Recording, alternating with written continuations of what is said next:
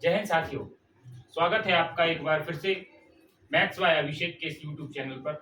चलिए आज हम गणित का एक बहुत ही शानदार और बहुत ही महत्वपूर्ण टॉपिक आपके सामने साझा कर रहे हैं। आपने कई बार इसे पढ़ा भी होगा और जिसने बिल्कुल भी नहीं पढ़ा है, जो बिल्कुल जीरो लेवल से शुरुआत करना चाहते हैं, बिल्कुल आसान भाषा में हम आप सबके सामने लेकर आए हैं परसेंटेज यानी प्रतिशत।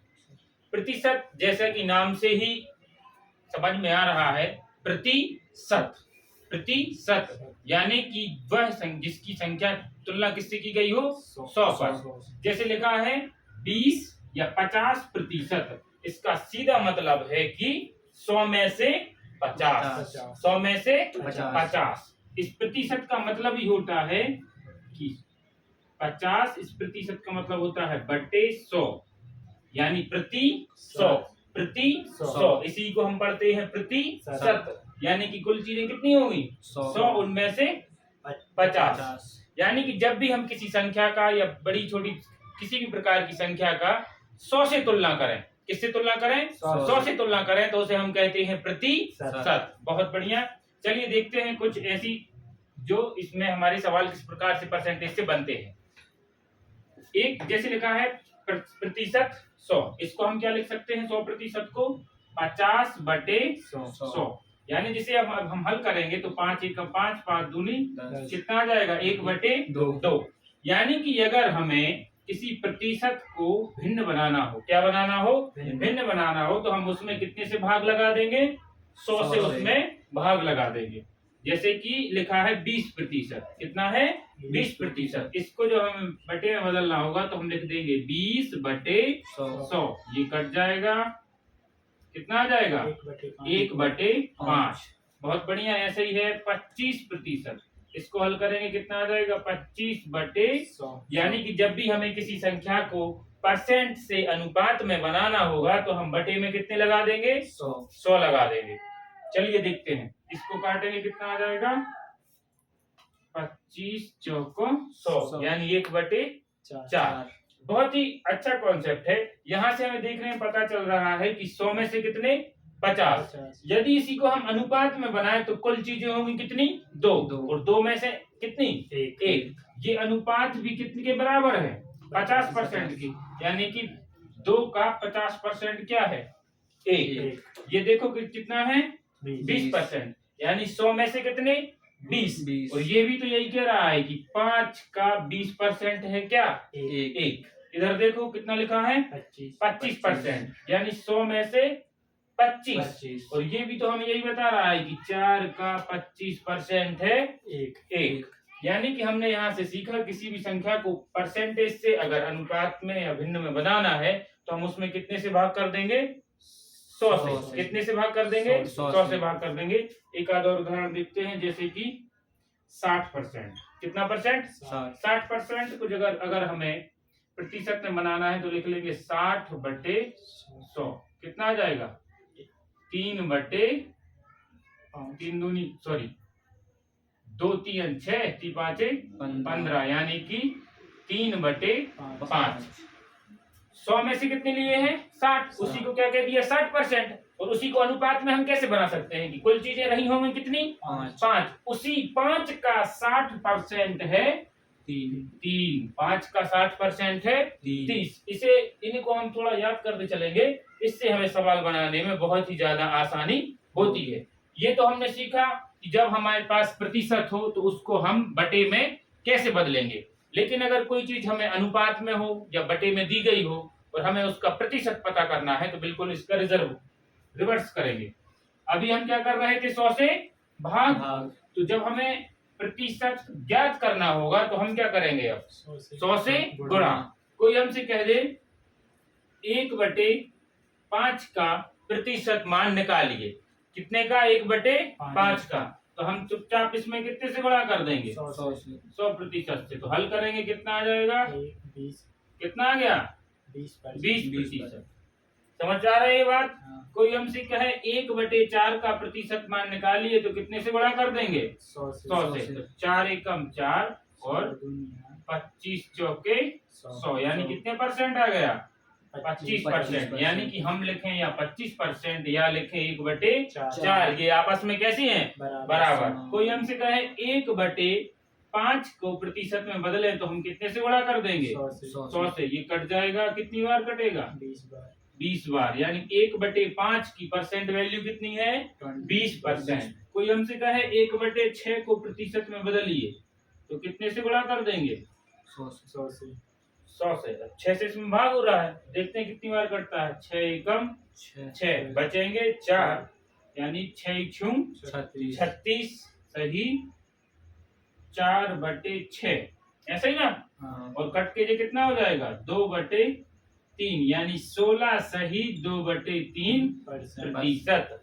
इससे हमें ये आसानी होगी कि जैसे हमारे किसी सवाल में दर लगा दे 16 सही 2/3% की, यानी कि वो क्या कह रहा है कि कुल संख्याएं होंगी 6, उसमें से उसे कितनी चाहिए है? 1, यानी कि 6 का 16 सही 2/3 प्रतिशत किसके बराबर है? 1 के बराबर है। किसके बराबर है? 1 के। 6 का इतना परसेंट किसके बराबर है?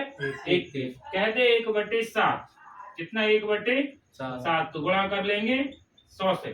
7 से 20 को काटेंगे तो 7 एकम 7, कितना बचेगा? 3, और उतारे आएगा 0, हो जाएंगे 30, कितना आएगा? 7 चौको 28, बचेंगे 2/7, यानी 14 सही 2/7%। ये भी सवालों में आ सकता है। अगर हमसे कहे कि 14 सही 2/7% की दर, यानी इस पूरे की जगह पे हम कितना लिख सकते हैं? 1/7। ऐसे ही कुछ और हैं जो हमें अनुपात अगर याद होंगे तो हमारे सवाल करने में हमें बहुत ज्यादा आसानी होगी। 1/2 तो हम जानते ही हैं किसके बराबर होता है? 50% की। और 1 किसके बराबर होता है? 100% की। अगर हम कह दें 2 तो 2 किसके बराबर हो जाएगा? 200% की।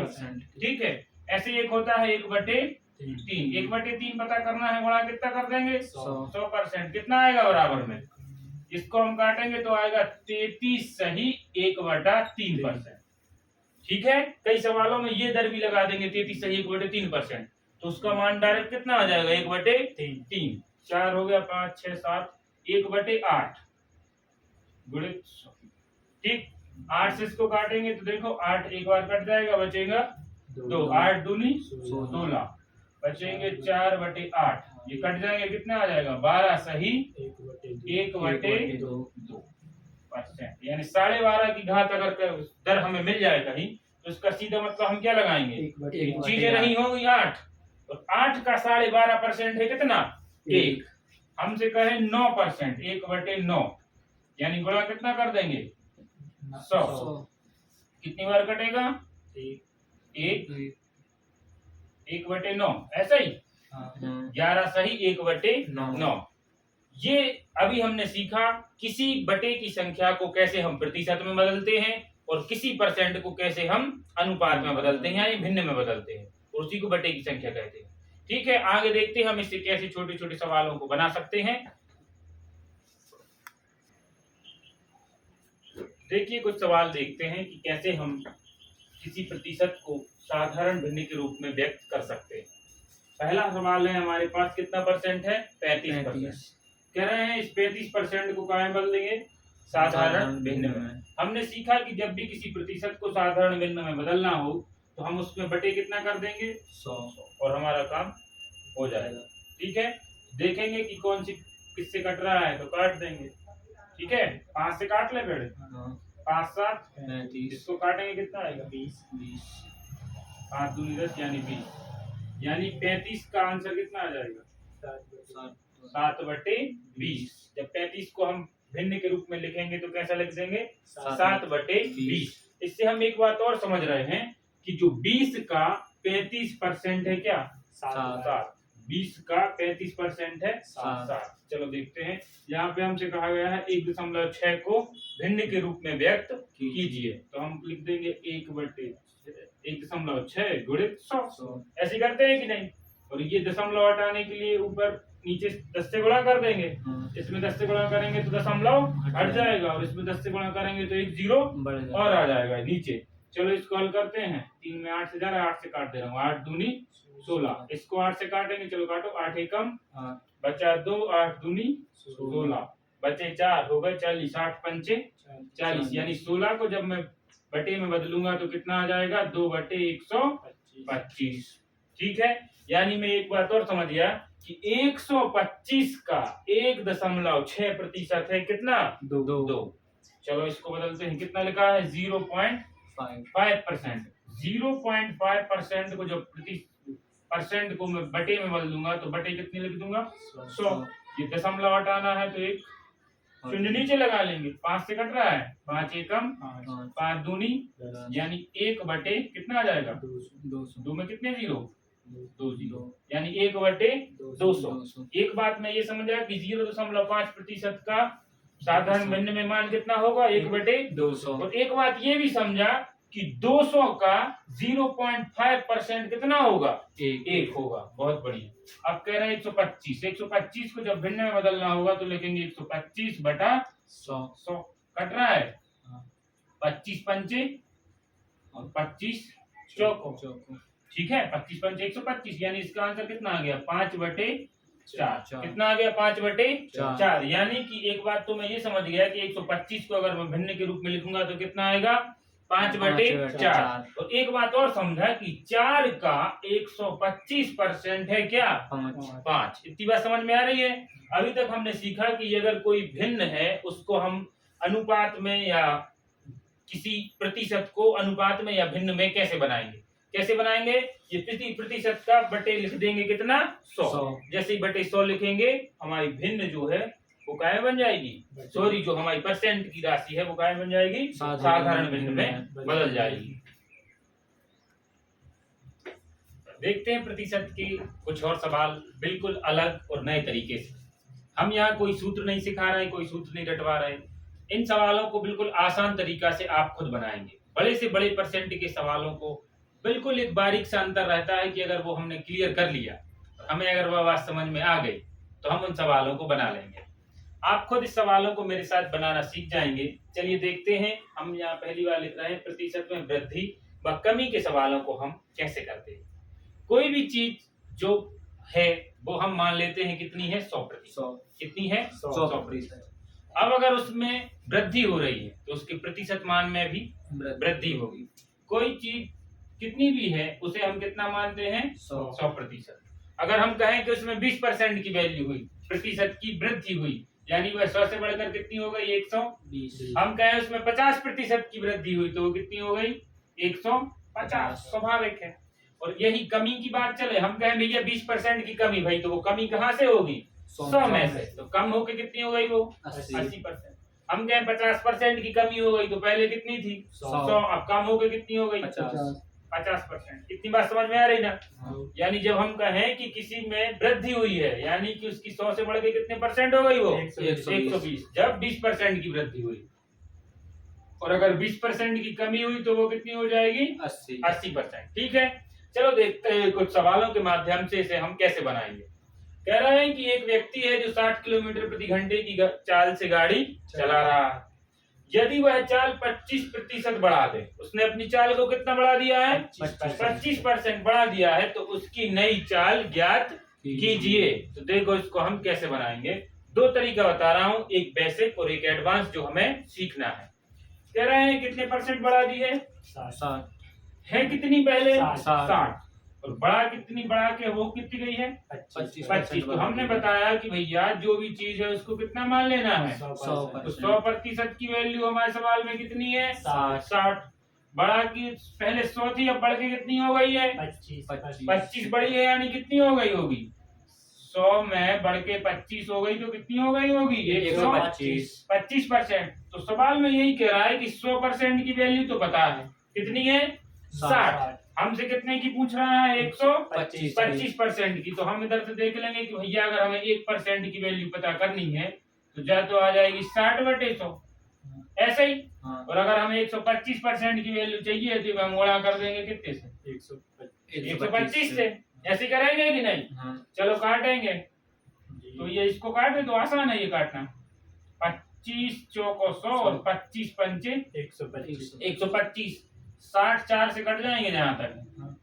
15 चौको 60 और 15 का 5 गुणा करेंगे तो कितना हो जाएगा 75। यानी कि वो पहले कितनी थी 60, अब बढ़ के कितनी हो गई 75। हमने किया क्या है, बस ये किया है कि ये 100 की जो भी दिया है उसको मान लिया था 100, यानी 60 की वैल्यू कितनी है 100%। बड़ी कितनी है 25%, यानी कितनी हो गई होगी 125। तो 100 की वैल्यू बता दी, निकालनी कितने की थी 125 की। तो बस हमने एक की वैल्यू निकाल लिया गया 60/100 और गुणा कर दिया 125 से। इसी को अगर और आसान भाषा में समझे तो देखो, इसको और आसान भाषा में होगा कि कितनी थी, कितनी 60 कितने पर निकालनी है 100 पर, और बढ़ के कितनी हो गई है 125। इसको हल करेंगे तो आंसर कितना आ जाएगा 75, यानी कि कितनी बड़ी है 75। यह बेसिक और प्रारंभिक तरीका है जो कि आसान है और सभी लोग इससे बनाते हैं। हम थोड़ा इससे और आगे चलेंगे, ठीक है। तो कैसे करेंगे चलो देखते हैं, इसी का हल करने का एडवांस तरीका। तो ये आप लिख लें, इसके बाद हम सीखते हैं इसको कैसे बनाएंगे ऐसे सवालों में। दिख रहा है कितने परसेंट की वृद्धि हुई है 25% की। अभी मैंने अपन इसको हल करने के पहले बताया कि 25% की फ्रैक्शन में यानी अनुपात में जो वैल्यू थी वो कितनी थी 1/4। कितनी थी 1/4, यानी पहले कितनी थी 4 में कितने की वृद्धि हुई है 1 की। 25% यानी 1 ही होता है ना, यानी पहले कोई चीज थी 4, अब वो 4 से 1 बढ़कर कितनी हो गई है 5। और इसी 4 की वैल्यू तो दी है, कितनी दी है 60। 4 की वैल्यू अगर 60 है तो 1 की वैल्यू पता करने के लिए क्या कर देंगे 60/4, और निकालनी कितने की है 5 तो गुणा कितने से कर देंगे 5 से।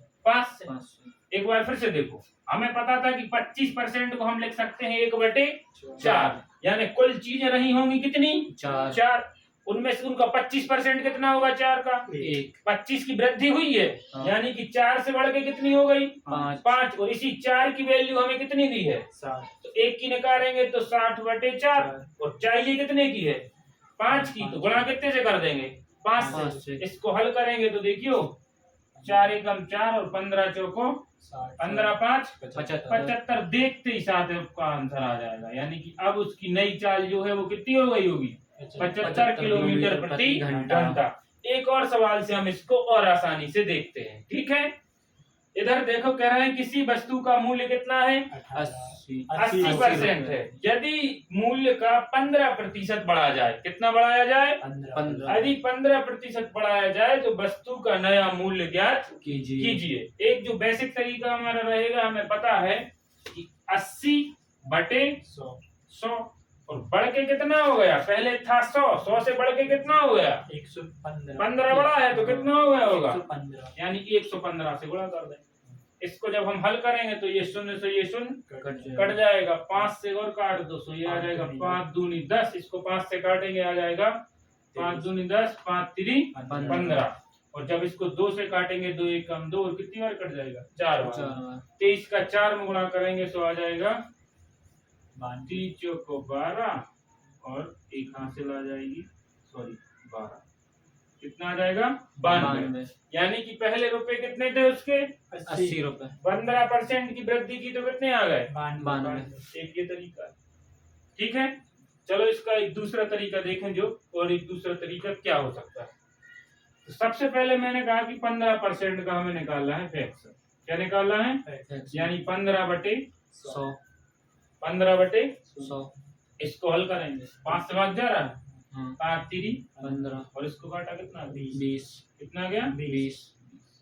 यानी हमें एक बात पता है कि हम 15% को क्या लिख सकते हैं 3/20। कोई दिक्कत, यानी कुल चीजें रही होंगी कितनी 20, उनका 15% कितना है 3, यानी कि जो चीजें हैं जो 20 से बढ़ के कितनी हो गई होंगी 3 की वृद्धि करेंगे कितना हो जाएगा 23। अगर हमसे कह रहे होते कमी तो 20 में से 3 घटा देते, लेकिन 15% की क्या हो रही है वृद्धि, तो चीजें 20 से कितनी बढ़ी है 3, यानी कितनी बढ़ गई होंगी 23। अब आ गई हैं बढ़ के 23, और पहले थी 20, और इन्हीं 20 की तो वैल्यू दी थी, कितनी दी थी 80 दी थी कि नहीं। तो 20 की वैल्यू 80 है, 1 की वैल्यू पता करने के लिए आ जाएगा 80/20, और निकालना कितने की है 23 की, तो गुणा कर देंगे 23 से। ये देखो सीधे सीधे कट गया, 20 एकम 20, तो 20 चौको 80 और 23 के 4 में गुणा करेंगे तो 23 चौको आ जाएगा अपना 92। इसी का छोटा रूप है ये, और कुछ नहीं। लेकिन ये बीच का जो समय रहता है और जो बड़ी संख्याओं से, देखो हम यहाँ 115 और 100 को हमने कितना बना लिया, 23 और 20। इसके लिए हमें बस चाहिए कि इस परसेंट को हम अनुपात में बना लें। ये हमने देखे वृद्धि के सवाल। अब हम देखते हैं कि कमी के सवालों को हम कैसे बनाएंगे। प्रतिशत कमी पर आधारित कुछ और सवाल हम देखते हैं कि इन्हें हम फ्रैक्शन यानी अनुपात की विधि से हम कैसे इन्हें बना सकते हैं। बहुत आसान सवाल है। कह रहा है एक व्यक्ति की मासिक आय 6,000 रुपए थी, यदि उसकी आय में 20% घट जाए, यानी कमी हुई है, कितनी परसेंट की कमी हुई है, 20%। इसको हम अनुपात से कैसे बनाएंगे, चलिए देखते हैं। हमें पता है कि 20% का फ्रैक्शन वैल्यू या अनुपातिक मान कितना है, 1/5। कितना है, 1/5। अगर हमें याद ना हो तो बटे 100 करके हम देख लेंगे कितना आएगा। 20% की वैल्यू कितनी है, 1/5। यानी कि चीजें रही होंगी 5 और उसमें क्या हो रहा है, कमी हो रही है। यानी कितने की कमी हो रही होगी, 5 में से कितने की कमी हो रही है, एक की। तो 5 में से एक चीज घटेगी तो कितना आ जाएगा, 4। यानी कि चीजें पहले थी 5, अब 1 घटकर ये 20% की जैसी कमी हुई तो 1 घट गया तो कितना आ जाएगा, 4। 5 में से घट के कितना आ गया, 4। घटाया क्यों है, क्योंकि 20% की क्या हो रही थी, कमी। तो इसी 5 का जो अनुपातिक मान है और रुपयों में इसका मान कितना दिया है हमें, 6,000। और 5 की वैल्यू दी है, निकालनी कितने की है, 4 की। तो हम जैसे ही 6,000 में 5 से भाग लगाएंगे तो हमें 1 की वैल्यू मिल जाएगी। और इसमें जैसे ही हम 4 से गुणा करेंगे तो हमें 4 की वैल्यू मिल जाएगी कि नहीं। बस इसको हम हल कर देंगे, हमारा सा आंसर आ जाएगा।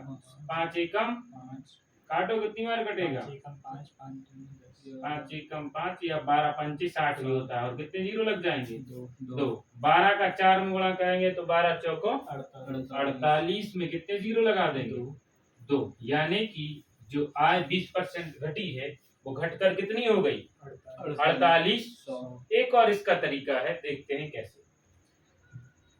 हमें दिख रहा है कितना परसेंट है, 20%। यानी कि इसका 20% इसमें से कम हो गया होगा। जब भी परसेंट हो 10, 20, 30, 40, 50 ये सब, तो हम कैसे उस परसेंट को आसानी से निकाल सकते हैं, देखते हैं। हमें दिया गया था 20%। 20% को मैं ऐसे नहीं लिख सकता 2 × 10, लिख सकता हूं कि नहीं। और 10% का मतलब होता है कि एक शून्य के बाद। यानी कि अगर मैं तुमसे बोलूं कि 6,000 का 10% निकालो तो एक शून्य हटा दोगे, डायरेक्ट कितना आ जाएगा, 600। अगर मैं बोलूं 1% निकालना है तो 2 शून्य हटा दोगे, कितना आ जाएगा, 6। 10% की वैल्यू कितनी आ गई, 600। और 20% की वैल्यू चाहिए तो 6 से मैं 2 से गुणा कर देंगे तो 6 दूनी कितना हो जाएगा, 1200। यानी कि अगर इसका हम 20% की चर्चा करें तो कितना आ जाएगा, 1200। उसी 1200 की तो हुई है क्या, कमी। तो इस सवाल को हम एक दूसरे तरीके से और कर सकते थे कि जैसे ही हमने देखा कि 6,000 यहाँ 0 और यहाँ भी कितना है 20%, तो 10% हो गया 600। 20 निकालना है तो 600 का कर दिया दोगुना, तो 600 का दोगुना हो गया 6 दूनी 1200। यानी कि 20% की वैल्यू कितनी आ गई, 1200। और 1200 इसमें से घटा देंगे, वही तो कमी है। तो 60 में से 12 घटाए तो आ गए 48। यानी कि वो कितनी बची होगी, 48। ये दोनों तरीका है, ठीक है। लेकिन ये जब कारगर होता है जब यहाँ 0 वाली परसेंटेज, ठीक है। यदि इन्हीं सवालों में अजीब सी दर लगा दें, या 33 सही 1/3 की, 16 सही 2/7 या 14 ऐसी कुछ दर लगाएं, तो ये तरीका बहुत ही ज्यादा कारगर और कम समय में हो जाता है। कई बार ऐसे सवाल भी आ जाते हैं तो इनको भी हम बना लेंगे। यदि कोई हमसे बोले किसी संख्या का 30% निकालना है, इसी का 30 निकालना है, तो हम 1 शून्य हटा देंगे तो कितना मिल गया, 10%। और इसी में कितने से गुणा कर देंगे, 3 से, तो कितने परसेंट मिल जाएगा, 30%। यानी 6 3 1800। यानी 6,000 का 30% कितना हो गया, 1800। कोई बोले भैया इसका 40% निकालो, तो 1 शून्य हटाया तो मिल गया 10%। 4 से गुणा कर दिया तो कितना मिल जाएगा, 40%। तो 6 चौको 24। यानी 2400 कितना हो जाएगा इसका, 40%। कोई हमसे बोले भैया इसका 80% निकाल लो, कितना 80%। तो 1 शून्य हटाया तो कितना परसेंट मिल गया, 10। 10 यानी 10% हो गया 600, गुणा कितने से कर दिया 8 से, तो करेंगे कितना आएगा 8 क्यों यानी जो 4800 ये वो क्या हो गया 80%। और एक हिसाब से ये भी कर सकते थे कि 20% की कमी हो गई है तो बचा होगा कितना 80%। 80 बचा होगा कि नहीं बचा होगा। हाँ। और 80 निकालना बिल्कुल आसान है। क्या करेंगे, एक शून्य कम किया तो मिल गया 600 और 6 में 8 से गुणा किया तो 8 क्यों 48, यानी इसका 80% कितना हो गया 48। एक सवाल के तरीके 4 है। समझ में आई बात बस ये कि आपको समझ में कौन सा आ रहा है। और उससे ज्यादा महत्वपूर्ण बात ये है कि जब आप पेपर देने कंप्यूटर स्क्रीन के सामने बैठे हैं तो आपके दिमाग में कौन सा तरीका आया, क्योंकि यहाँ कुछ भी आ जाए वहां अगर कुछ नहीं आया तो क्या कुछ आया। समझ रहे हैं। चलो एक और सवाल देखते हैं कमी पर आधारित। कह रहे हैं किसी गाड़ी की चाल 75 किलोमीटर प्रति घंटा थी। कितनी थी 75 किलोमीटर। यदि 10% की कमी कर दी जाए, कितने परसेंट की कमी कर दी जाए 10% की कमी कर दी जाए तो नई चाल ज्ञात कीजिए। हमें दिख रहा है 10% की कमी कर दें तो कितने परसेंट बचेगा 90%। तो क्या इसका 90% निकालना आसान है। 10% अगर कोई हमें इसका बोले तो 1 दशमलव लगा देंगे। देखो मन से बने जाएंगे ऐसे सवाल, कुछ बड़ी बात नहीं है। देखो अलग अलग तरीका सिखाया हूँ इनके कैसे करेंगे। पहला तरीका कितने परसेंट की कमी हुई है 10 तो बचा कितना 90। 90% को मैं लिख सकता हूँ भैया 9 गुणित 10%। इसका 10% निकाला तो आ गया 7.5। इसमें गुणा किससे कर दूं 9 से। तो जैसे इसमें 9 से गुणा करूंगा तो कितना परसेंट मिल जाएगा 90% आंसर आ जाएगा। चलो करो 9 पन्ना 45। हाथ से लाएंगे 4 9 7 63 में 4 जोड़ूंगा कितने आ जाएंगे यानी 67.5। इसमें अगर 10% की कमी करूंगा तो कितने आ जाएंगे 67.5। अनुपात से इसको कैसे बनाएंगे चलिए देखते हैं। कितने परसेंट की कमी है 10% का फ्रैक्शन निकालेंगे तो आएगा 1/10। कितना आएगा 1/10। यानी कि कोई चीज पहले रही होगी 10 उसमें 1 की कमी हो गई यानी 10 में से 1 घटाऊंगा कितना आ जाएगा 9। वृद्धि होती तो 1 जोड़ देता। यानी कि पहले कोई चीज थी 10 अब वो हो गई है 9। पूछ रहे हैं कौन सी होगी। तो 10 की तो वैल्यू दी है हमें कितनी 75। 1 की निकालूंगा तो कितना आ जाएगा 75/10 गुणित 9 की निकालूंगा तो 2 से कर दूंगा गुणा। देखो वही चीज आ गई कि नहीं आ गई है आ गई कि नहीं आ गई बस। तो इसमें से एक अंक बाद दशमलव 75 में 9 से गुणा करूंगा तो आएगा 675 और एक अंक बाद दशमलव यानी कितना आ जाएगा 67.5। 10% की कमी के बाद 67.5 हो जाएगा। ठीक है, उम्मीद करता हूँ आपको ये चीजें समझ में आ रही होंगी। देखते हैं परसेंटेज के कुछ और सवाल। प्रतिशत में कमी और वृद्धि के पर आधारित कुछ और सवाल हम आपके समक्ष लेकर आए। ऐसे सवालों को हम कैसे बनाएंगे चलिए देखते हैं। एक व्यक्ति की आय 10% बढ़ी और कुछ दिनों बाद पुनः 20% बढ़ गई। इस प्रकार उसकी कुल वृद्धि पूछ रहे हैं। हो सकता है 2 या 3 बार कमी हो रही हो या वृद्धि हो रही हो।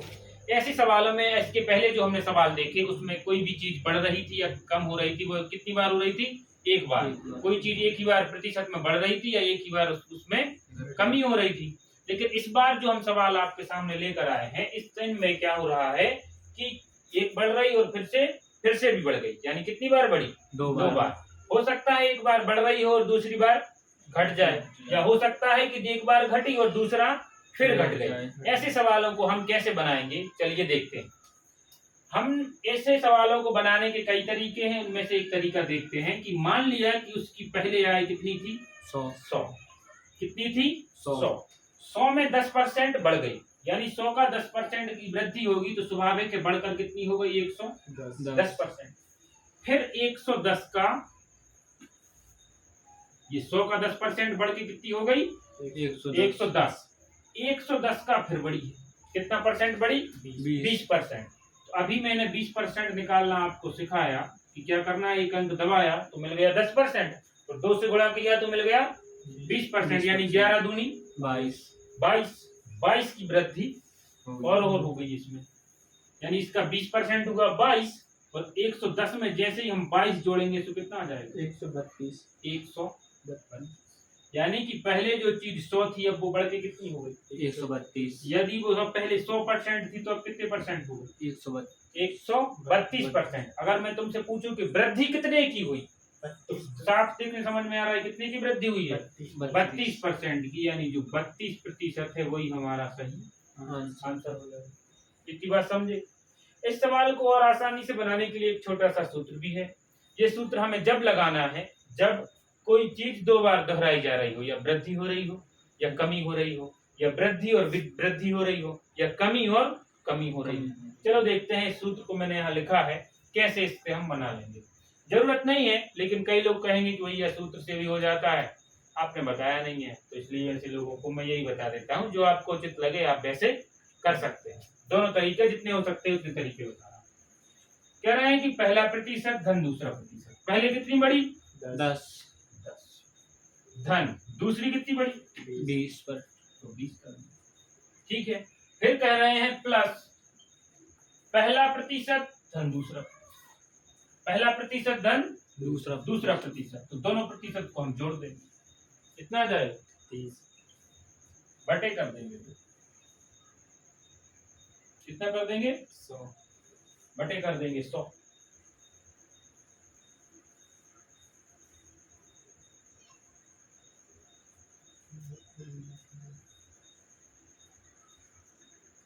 जैसे ही सूत्र में हम मान रखेंगे हमारे पास हमारा आंसर आ जाएगा।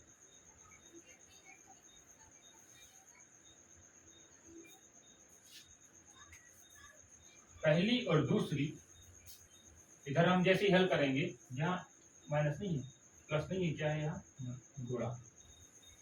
यानी जैसे ही हम 10 में 20 से गुणा करके कितना कर देंगे 100, देखेंगे एक शून्य ये शून्य ये शून्य और ये शून्य कट जाएगा, 2 एकम 2 कितना आ जाएगा 2।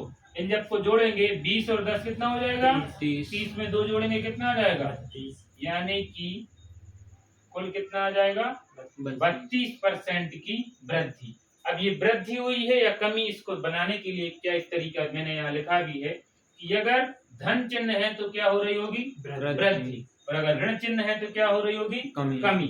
इन दोनों सवालों में 2 बार वृद्धि और वृद्धि हो रही थी, यानी ये 10 भी काय के रहेंगे धन के, और ये 20 भी काय के रहेंगे प्लस के, तो मैंने प्लस कर दिया। ठीक है। और यहाँ भी दोनों चिन्ह धन ही धन के थे, इसलिए इनको प्लस कर लिया है। अगर कमी होती तो यहाँ क्या कर देते माइनस। उम्मीद है तो आपको समझ में आ रहा होगा। चलिए इस सवाल को हम और देखते हैं कि इन दोनों तरीकों से इसको हम कैसे बनाएंगे। कह रहा है एक व्यक्ति की मजदूरी पहले 20% बढ़ी, परंतु कुछ ही दिनों में 10% घट गई। चलो तो इसके भी 2 तरीके देखते हैं कैसे। मान ली पहले उसकी मजदूरी कितनी थी 100, इसकी 20% बढ़ी, यानी जैसे हम इसमें 20 की वृद्धि करेंगे ये बढ़ के कितना हो गया 120। फिर क्या हुआ इसका 10% घट गया, तो स्वाभाविक है 20 से 120 का जब हम 10% निकालेंगे तो आएगा 12, यानी यहाँ प्लस लगा है, यानी ये वृद्धि है। और यहाँ 10% क्या हो गई कम हो गई, यानी 120 में से 12 घटाएंगे कितना आ जाएगा 108। जो पहले 100 थी अब वो कितनी हो गई 108, यानी कितने प्रतिशत का परिवर्तन हुआ 8% का। सवाल समझ में आया ना। यह एक तरीका हो गया कि 20% की वृद्धि बोली थी तो 20% की वृद्धि 100 का 20% हो गया 20 कितनी हो गई 120। पर 10% की कमी बोली थी तो, लेकिन ध्यान रखना इसकी कमी 120 का 10% कितना आ गया 12 की, इसमें कमी कर दी तो कितना आ जाएगा 108, यानी कितने का अंतर हुआ है 8%। 8% की क्या हुई है वृद्धि। चलो इसी को हम इस सूत्र से कैसे बनाएंगे देखते हैं।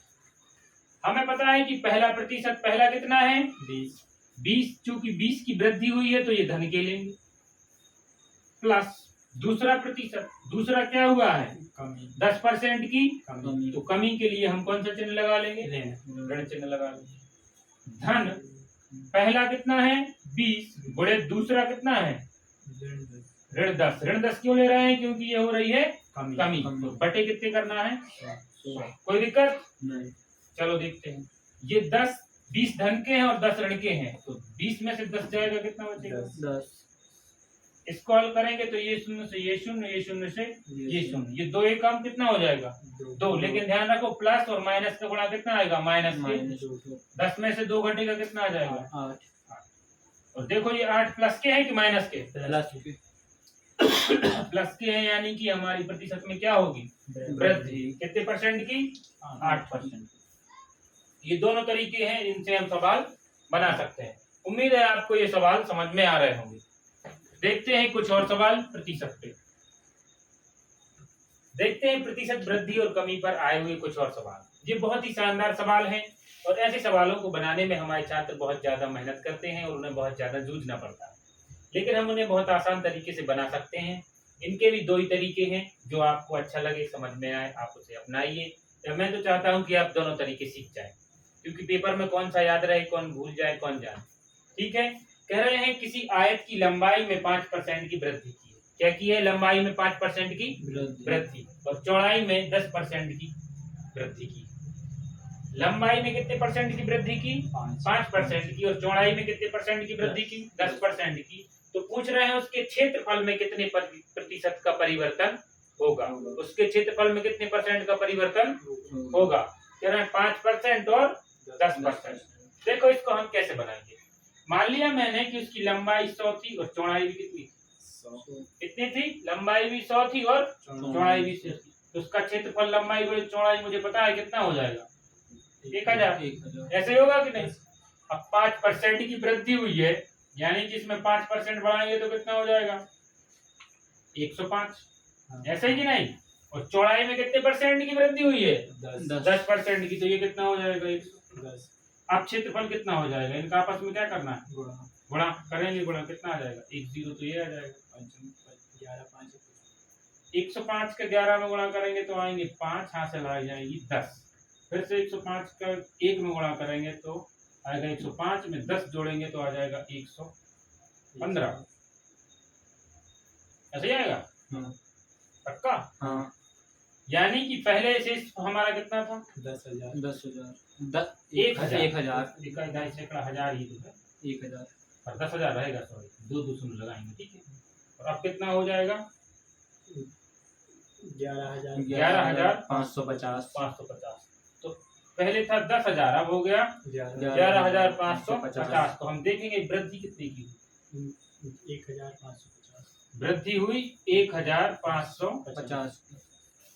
1,550। और हम चेक कर लेंगे कि ये इसका कितना परसेंट। ठीक है, चेक करने का तरीका क्या है? ये जो चाहिए है वो ऊपर, जिससे तुलना करनी है वो नीचे, और गुणा कर देंगे 100 से। तो ये 2 शून्य से ये 2 शून्य, ये शून्य से एक शून्य कट गया। एक अंक बाद दशमलव लगाएंगे, कितना आ जाएगा? 15.5 की क्या हो जाएगी? क्या हो जाएगी? 15.5 की वृद्धि। चलो देखते हैं, ये तो बहुत लेंदी मैथ है, कठिन हो जाते हैं इससे सवाल। इसको आसान कैसे बनाएंगे? तो एक सूत्र भी तरीका है हमारे पास आसान बनाने का। चलो देखते हैं इसको कैसे बनाएंगे। अब ध्यान से देखो, जब भी हम क्षेत्रफल निकाल रहे हैं तो क्षेत्रफल में 2 बार नहीं परिवर्तन हो रहा है। एक बार लंबाई में बदल किया और दूसरी बार चौड़ाई में।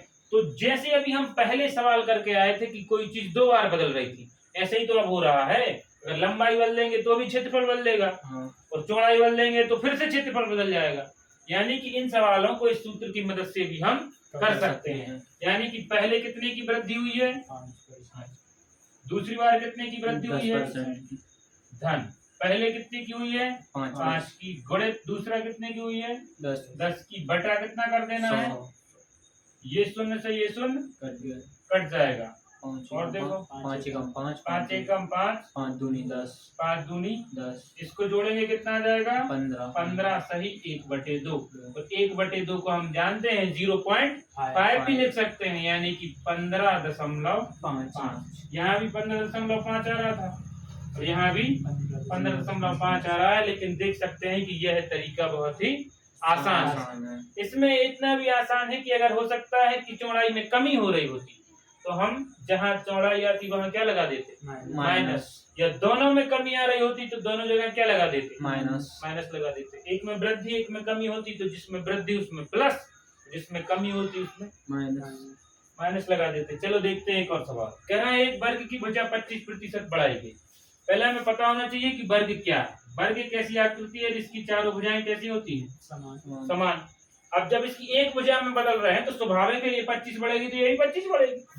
जैसे इसमें लंबाई और चौड़ाई अलग अलग बढ़ रही थी, इसमें लंबाई और चौड़ाई एक साथ बढ़ रही, कितनी कितनी 25 25 25, एक बार लंबाई बढ़ जाएगी और एक बार चौड़ाई 25 ये भी बढ़ेगी और 25, चलो सूत्र की मदद से कर लेंगे, कितना आएगा 25 धन 25 धन कितना 25 गुणित 25 बटा 100 कोई दिक्कत, ये 25 और 25 कितना हो गया 50 प्लस ये 25 एकम 25 25 चौकों 100, और जब हम 25 में 4 से भाग लगाएंगे देखो कितना आएगा, 4 का दुनिया पढ़ेंगे 25 से ज्यादा ना हो, 6 चौकों 24, तो 4 तो पूरे आ जाएंगे और साथ में आएगा 1/4, ऐसे ही हाँ तो 50 और 4 कितना हो जाएगा 6, सॉरी 6 बार जाएगा, 6 पूरे पूरे 50 और 4 हो जाएगा 56, और 1/4 की वैल्यू होती है 0.25, यानी कि कुल कितना क्षेत्रफल बढ़ जाएगा 56.25। समझ में आ रहा है ना।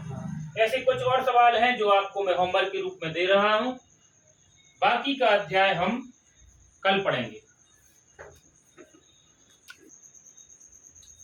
दोस्तों ये कुछ और सवाल हैं जो इसी कॉन्सेप्ट और इसी सूत्र पर आधारित हैं।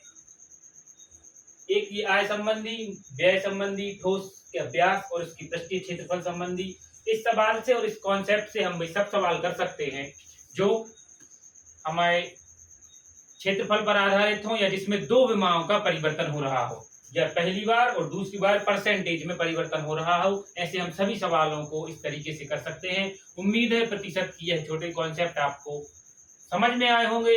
जल्द ही हम प्रतिशत की अगले यानी पार्ट 2 में आपको मिलेंगे, जिसमें हम प्रतिशत के और ज्यादा सवालों को बनाएंगे और देखेंगे कि परसेंटेज से कैसे कैसे सवाल परीक्षाओं में आए हैं और कैसे सवाल परीक्षाओं में आ सकते हैं।